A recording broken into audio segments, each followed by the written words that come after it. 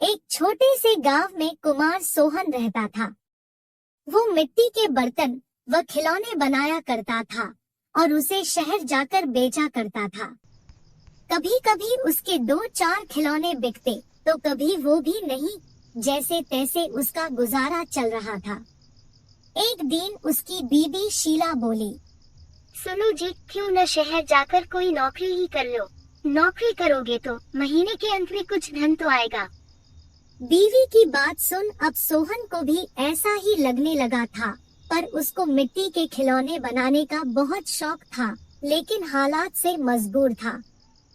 बात तो तुम सही कह रही हो, पर कैसे उस हुनर को छोड़ दूं, जिसका नमक हम लोग अब तक खाते आए हैं। मैं जानती हूँ आप बहुत मेहनत और लगन से खिलौने बनाते हो, पर बाजार में बिक्री न होने से अब हमारा गुजारा नहीं होता। अब तो यह हालत हो गई है कि रसोई में अन्न का एक दाना भी नहीं बचा। ठीक है, मैं कल सुबह ही शहर जाकर कोई न कोई नौकरी तलाश करता हूँ।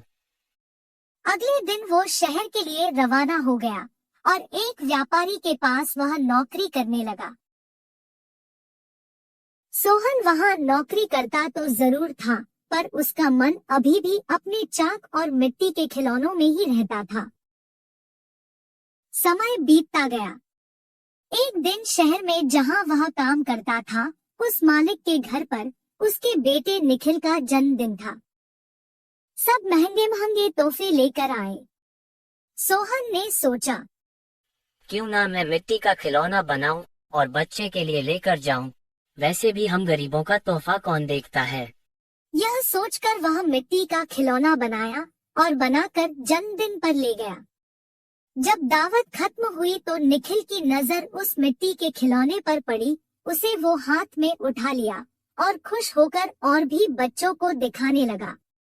खिलौना सभी बच्चों को बहुत पसंद आया और जिद करने लगे कि उनको भी वैसा ही खिलौना चाहिए। यह सब देख सभी मेहमान एक दूसरे की तरफ देखने लगे और एक ही बात पूछने लगे, अरे वाह, इतना शानदार तोहफा कौन लाया है?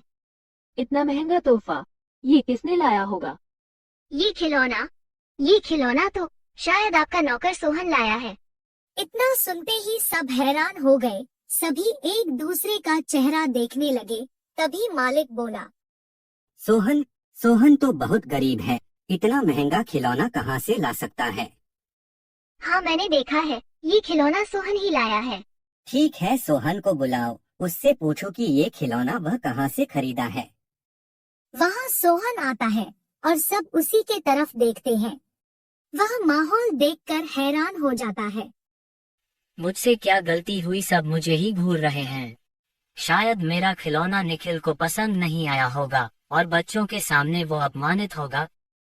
कोई बात नहीं, मैं माफी मांग लूंगा। मालिक, क्या आपने मुझे बुलाया? हाँ सोहन, क्या यह खिलौना तुमने दिया है? हाँ मालिक। तुम यह खिलौना कहाँ से लेकर आए हो और इतना महंगा तोहफा तुम लाए कैसे?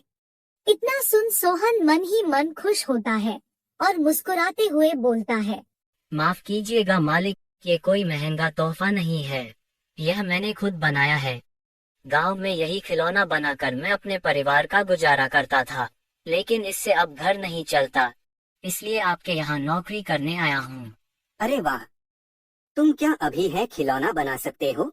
और सभी बच्चे को तुम्हारा खिलौना बहुत पसंद आया है, इन्हें भी ऐसा ही खिलौना चाहिए।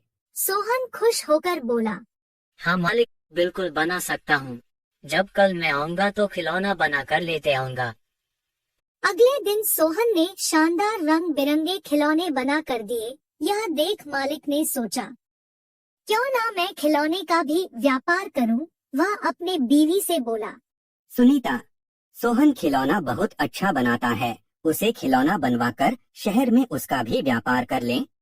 उसे सोहन को उसके मनपसंद का काम भी मिल जाएगा और उससे अच्छी तनख्वाह भी मिल जाएगी, साथ ही साथ एक मोटी रकम हम भी कमा लेंगे। ये तो अच्छा विचार है जी। यह सोच मालिक ने सोहन को खिलौना बनाने के काम पर लगा दिया और बदले में हर महीने अच्छी खासी तनख्वाह देने लगा और रहने को घर भी दिया। यह सब पाकर सोहन और उसका परिवार बहुत खुश हो गया और सोहन को उसके मनपसंद का काम भी मिल गया। दोनों हंसी खुशी रहने लगे।